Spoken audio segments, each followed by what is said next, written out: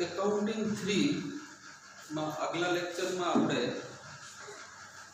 છેલ્લે સેવા પડતર પદ્ધતિ એટલે કે ચેપ્ટર નંબર 3 ની આપણે વાત કરી હતી, જેની અંદર આમ તો આપણે ચેપ્ટર શરૂ કરશું ત્યારે અમુક સ્પષ્ટતાઓ ત્યારે કરવાના જ હોઈએ છીએ, પણ છતાંય આપણને અભ્યાસક્રમના દરેક પ્રકરણોનો ખ્યાલ આવી શકે એ માટે થઈને આપણે ક્રમાનુસાર થોડી ચર્ચા કરતા જઈએ છીએ, એટલે આપણે પણ ખ્યાલ આવે કે એકાઉન્ટિંગ 3 એટલે કે બીજા એકાઉન્ટ કરતા આ નામા પદ્ધતિ શા માટે સ્કોરિંગનો વિષય છે।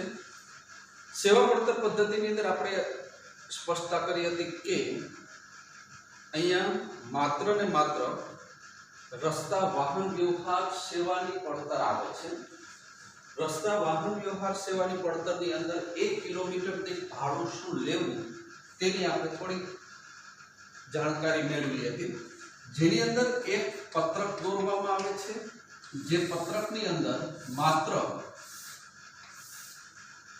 વિગત એટલે કે સ્થિર ખર્ચ અને ચલિત ખર્ચ આવા બે ખર્ચ જુદા પાડી અને ગણતરી કરવામાં આવે છે। ખર્ચની અંદર કુલ આપેલો હોય કે કિલોમીટર દીઠ આપેલો હોય તો આવા બે રકમના ખાનાઓ કરી અને ગણતરી મૂકવામાં આવે છે।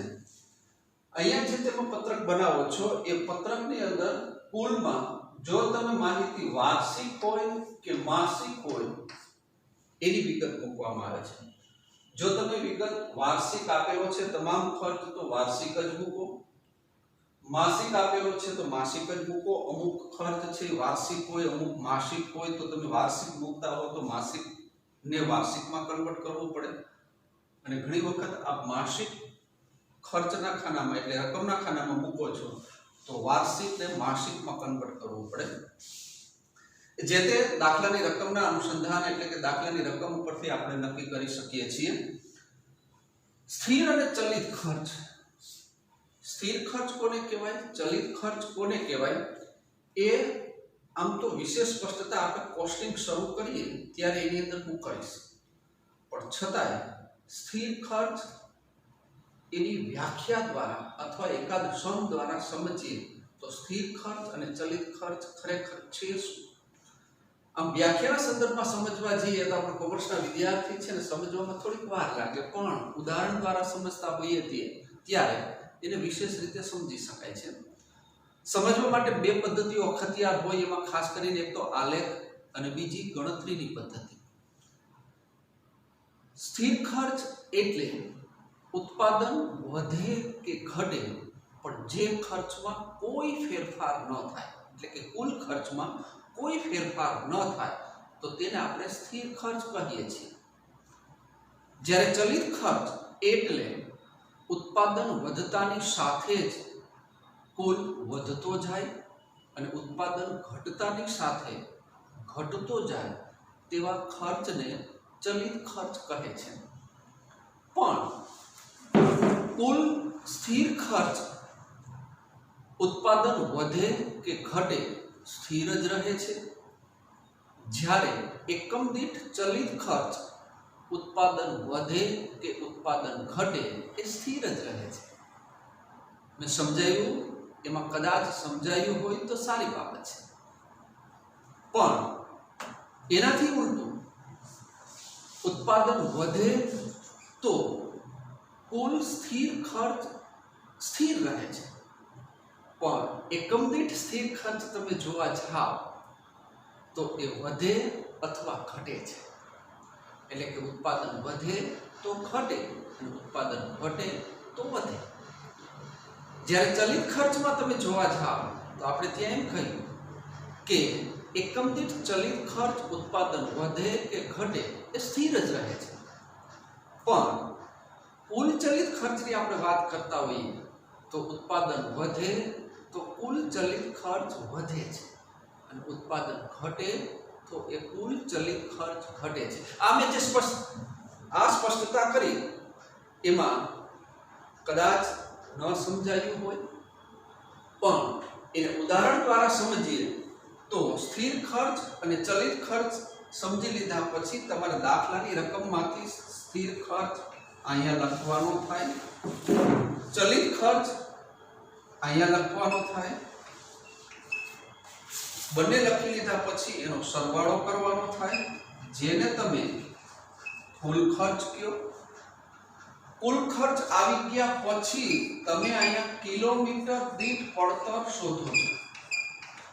કિલોમીટર દીઠ પડતર શોધવા માટે થઈને તમારો આવેલો તમે કુલ ખર્ચ મૂકો છો અને છેદમાં જ્યાં તમે માસિક અહીંયા લીધેલું છે કે વાર્ષિક લીધેલું છે એટલા કુલ કિલોમીટર લખવાના થાય। આ કુલ કિલોમીટર વડે ભાગતા જે આવે તે કિલોમીટર દીઠ પડતર કહેવાય। તો આમ આ ચેપ્ટરની અંદર આમ વિશેષ કંઈ ના આવતા બે જ બાબતો જાણવાની છે, બે જ બાબતોની ગણતરી કરવાની છે। એક સ્થિર ખર્ચ અને ચલિત ખર્ચ કોને કહેવાય દાખલાની રકમમાંથી તારવો, અને બીજું કુલ કિલોમીટર શોધવા। તો કુલ કિલોમીટર માટે થઈને એક સૂત્ર આવતું હોય છે કે કોઈ વાહન છે બે શહેર વચ્ચે ચાલે છે તો બે શહેર વચ્ચેનું અંતર, જે વાહન છે એની ક્ષમતા,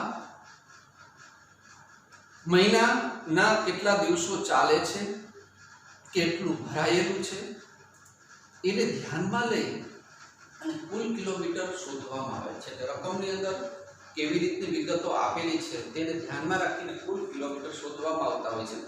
તો આ જે સ્પષ્ટતા થઈ એ સેવા પડતર પદ્ધતિ, જેની અંદર એક સેવા પડતર પત્રક, સ્થિર ખર્ચ ચલિત ખર્ચ જુદા કરી ટોટલ મૂકી કુલ કિલોમીટરની ગણતરી કરી અને કિલોમીટર દીઠ પડતર શોધવામાં આવે છે। ધારો કે કિલોમીટર દીઠ પડતર તમારી 1.18 આવી, એટલે એનો અર્થ એ થયો કે 1 કિલોમીટર વાહન ચાલે છે, એક પેસેન્જરને લઈ જાય છે તો તેને ખર્ચ 1 રૂપિયો ને 18 પૈસા આવે છે। ધારો કે એ વાહન એટલે કે એ બે શહેર વચ્ચેનું અંતર ધારો કે 10 કિલોમીટર છે તો એ પેસેન્જરને એક સ્થળેથી બીજા સ્થળે લઈ જવો હોય તો એને 10 વડે ગુણી નાખવામાં આવે તો એ 11 રૂપિયા ને 80 પૈસા એ એક પેસેન્જર પાછળ ખર્ચ થાય છે। હવે એની અંદર એ પેસેન્જર લઈ જાય છે એ વાહન માલિક એના ઉપર નફો લેવા માંગે છે તો 1 રૂપિયો ને 20 પૈસા નફો લેવો હોય તો આ 13 એટલે કે એની પાસેથી ભાડું 13 રૂપિયા લઈ શકાય। વાહનની ક્ષમતા કેટલું ભરાયેલું છે, વાહન બે પ્રકારના હોય, એક પેસેન્જર વાહન અને એક માલ વાહન। તો પેસેન્જર વાહનની અંદર પેસેન્જર વડે ગુણવામાં આવે છે, માલ વાહનની અંદર ટન વડે ગુણવામાં આવે છે। એટલે અહીંયા તમે જે કુલ કિલોમીટર શોધશો ત્યાં કુલ પેસેન્જર કિલોમીટર આવે છે અને જ્યારે વજન ઉચકતું એટલે કે માલ વાહન હશે ત્યાં તમે ટન વડે ગુણશો એટલે કુલ ટન કિલોમીટર આવશે। એટલે આ રીતની ગણતરીઓ સેવા પડતર પદ્ધતિના હિસાબોમાં થાય છે। ત્યાર પછી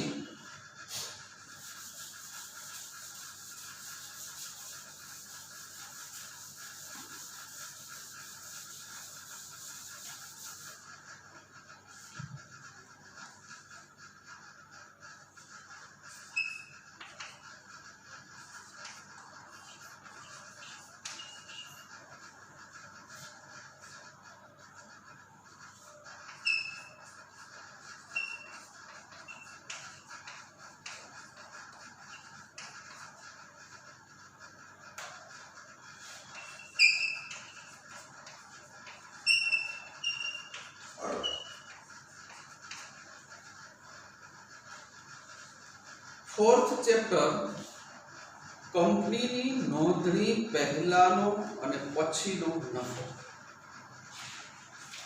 चैप्टर નું टाइटल बराबर समझिए એટલે કે અહીંયા નોંધણી એટલે કે સ્થાપના. આમ બોક્સની અંદર ચેપ્ટરનું ટાઇટલ નોંધણી પહેલાનો નફો એવું છે, પણ આપણે ખરેખર નોંધણી પહેલાનો અને પછીનો નફો શોધીએ છીએ, જેને ઇંગ્લિશની અંદર profit prior to incorporation of company. કંપનીની નોંધણી, નોંધણી એટલે સ્થાપના, આપણે એવું સમજીએ. તો ચેપ્ટરનું ટાઇટલ જોઈને એમ લાગે કે કંપનીની નોંધણી પહેલાનો નફો. એક તો કંપનીની નોંધણી થાય, નોંધણી થયા પછી એને ધંધો શરૂ કરવાનું પ્રમાણપત્ર મળે, પછી જ કંપની છે એ શરૂ થતી હોય છે. શરૂ થયા પછી નફો કમાવાય. તો અહીંયા તો એવું જોવા મળે છે કે કંપનીની નોંધણી હજુ થઈ નથી એ પહેલા શું નફો હોય.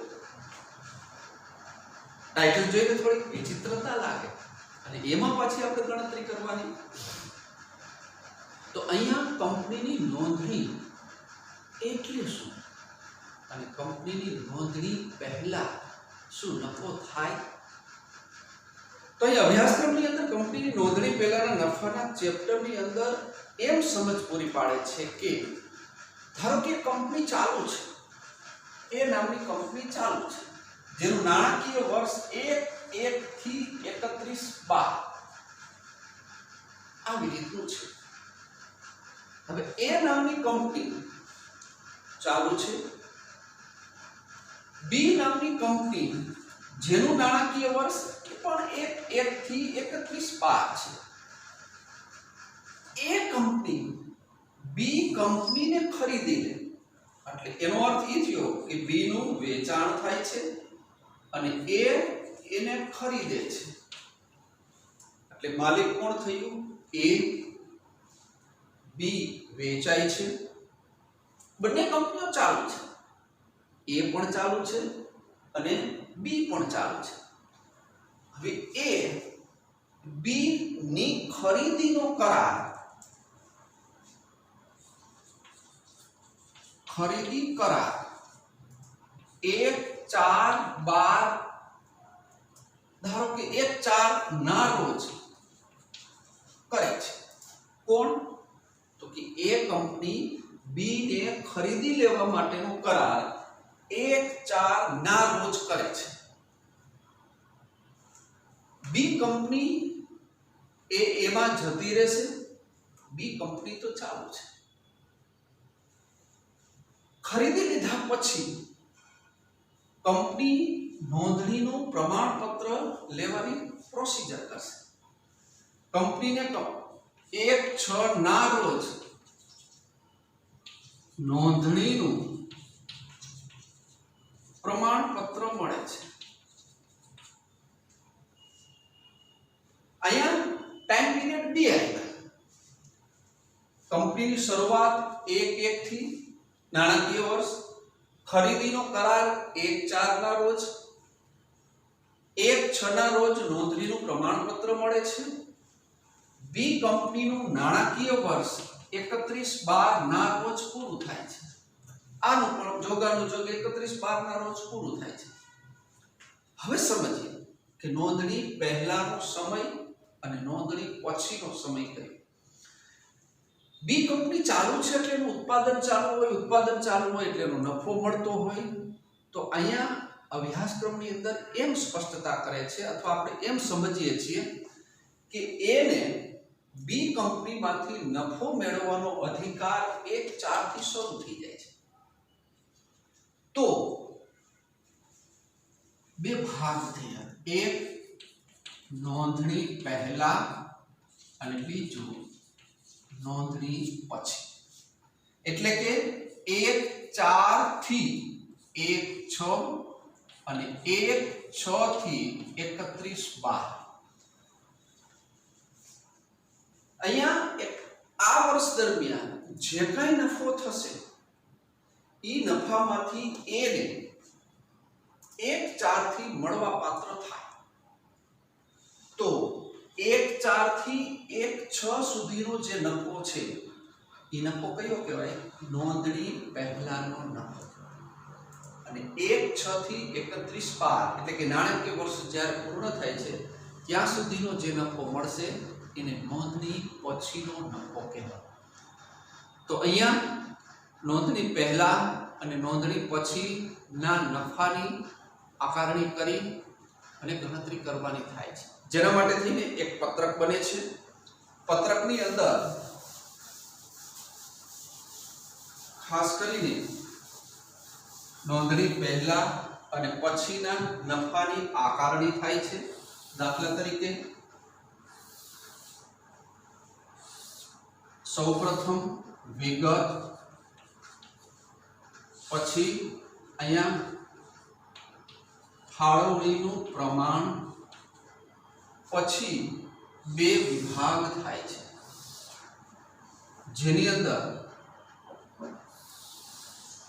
આ નોંધણી પહેલા, નોંધણી પછી, એમાં બે ભાગ, નોંધણી પહેલા અને નોંધણી પછી, જેની અંદર ખાસ કરીને નોંધણી પહેલા,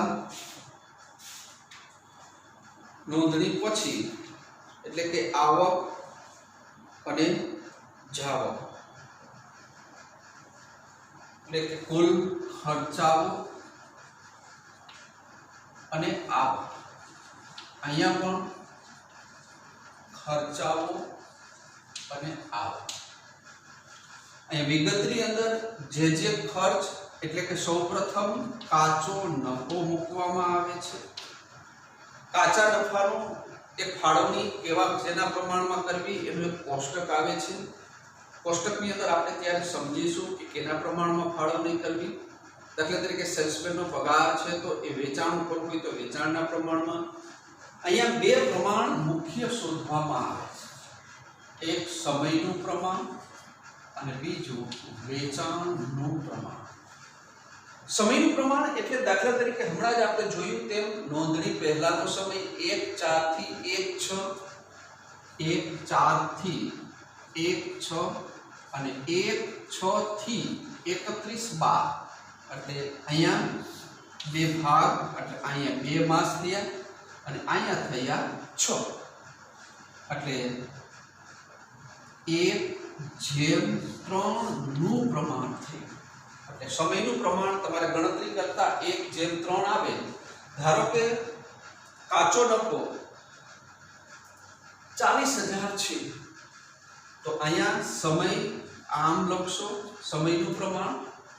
કાચો નફો 40,000 છે તો 1/3 ના પ્રમાણમાં ફાળવો તો અહીંયા આવકના ખાનામાં 10,000, નોંધણી પછીના ખાનામાં 30,000. આમ કરી અને તમારા નોંધણી પહેલા અને પછીના નફાની શરૂઆત કરશો.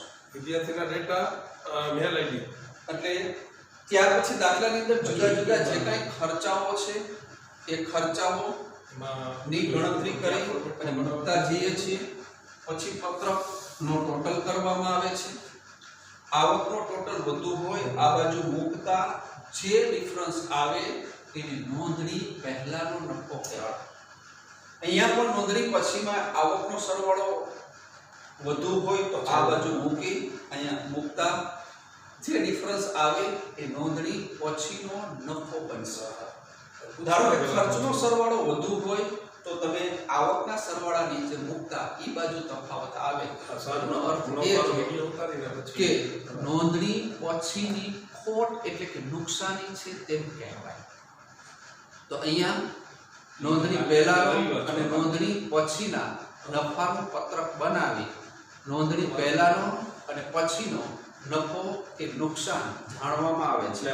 એ વિશેની સ્પષ્ટતા અહીંયા ચેપ્ટરની અંદર આપણે જ્યારે ચેપ્ટર શરૂ કરશું જો શક્ય હશે ફિઝિકલ શરૂ થઈ ગયો હશે તો ફિઝિકલની અંદર ગણતરી કરવામાં સરળતા પડશે. પણ જો આપ મળી નહીં શકાય તો આ જ પ્રમાણે બુકની અંદર જે સમ આવેલા છે એ સમને ધ્યાનમાં રાખી અને આપણે જ્યાં જ્યાં જરૂર પડશે ત્યાં બોર્ડ વર્ક દ્વારા ગણતરીઓ કરી પત્રક બનાવી અને સમજવું. અહીંયા અમુક થોડાક લિમિટેશન હોય તો એ મર્યાદાઓ દૂર કરી અને આપણે એ ગણતરી કરતા હોઈએ છીએ કે રાજુભાઈ તો 10 વાગે આવે ને સાહેબ. આ નોંધણી પહેલા અને નોંધણી પછીનો વિશે કાલે નફો ગણતરી કરવા માટે થઈને જે પત્રકનો ઉપયોગ થાય એ નોંધણી પહેલા અને પછી